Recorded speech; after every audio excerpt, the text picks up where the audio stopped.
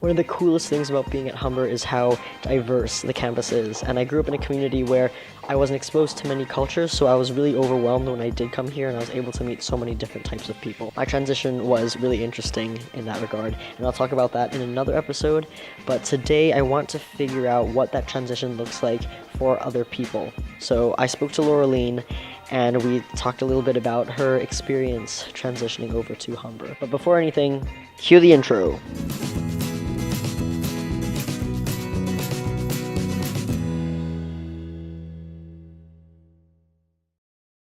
Suddenly coming to Toronto, where it's like you hear so many different languages, but your own, but not your own, and it's like that to me was really challenging. And it's like I want to be able to speak with someone in my language. Hello everybody, my name is Lorralene Whiteye. I work as the Indigenous Outreach Coordinator in the Aboriginal Resource Center. I am from Onigaming First Nation, and I'm Ojibwe, Pawnee, and Southern Arapaho. Coming out of it, or like meeting other people from, like, not from your community, like, did you feel like there was a lot of acknowledgement with that kind of stuff, or like was it like weird? Like, how was your childhood like in that regard?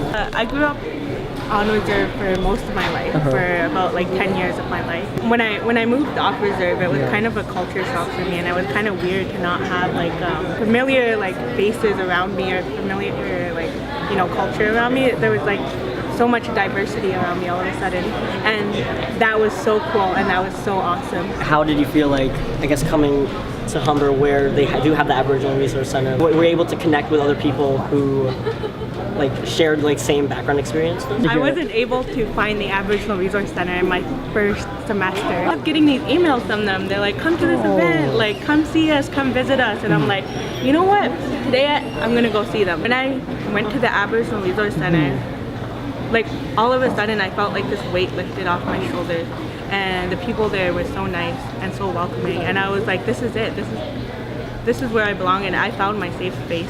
I can talk to people who, you know, have the same interests as me, and, you know, like we have these great conversations about, you know, like reclaiming our culture and our language. It's really cool that like you're able to have that, and like especially with I guess like everything that's going on in politics, like it's really important to have the community to come back to. Where did you grow up? Did you say? I grew up in Woodbridge, so that's like, yeah. Oh. Living in the suburbs, I guess it was fine. Like, I guess I didn't know anything else. All I knew was that like it was safe, and then there was downtown Toronto, which was less safe. So like that was like my only understanding of like the city and like the suburbs. And I didn't know honestly much about politics or like the world or like what was going on in the world. I didn't even realize that I was like, I acknowledged the fact that I was like one of the only Asian people, but like it never actually made sense of what was going on, like the lack of diversity. And so like my entire life it was like very, very normal to only see white people. Same with me. It was like normal, like in the town beside us, which was like an hour away. It was only normal to see like white people and then natives. And like that's all. That's why like when I came to Humber, it was like so like, oh my god. I think a big barrier for me in like learning about other communities is like not wanting to offend, and so like not wanting to ask questions. Where are the lines of like offending and educating? If you feel uncomfortable talking about it, that means it needs to continue to be talked about.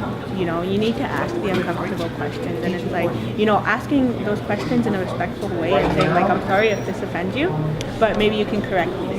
Like, it also depends on like who you're asking in that moment too. Like if like you know me, like or like we know each other now, so you could be like, hey Lorralene, like I don't know if this is offensive, and it's like I always try to take it like with the most positive attitude, the most positive outlook, and I'm like, okay, like I'll be like, yeah, that was offensive, but here's a better way to say it. I think it's so important to have different like departments or like communities, like the art, the base, and the LGBTQ plus center, because it empowers our students and it uplifts them and it gives them a voice. Ultimately, you know, it gives them a voice and it gives them a place to feel a sense of belonging. Thanks for watching Figuring It Out this week, everyone. It was really awesome having this chat with Lorralene today. Make sure that you leave a comment down below talking about when you're at your best when it comes to diversity. Like, did you feel like there was only like one type of person represented in your community? Let us know down below. Or you can tweet us or even message us on Facebook.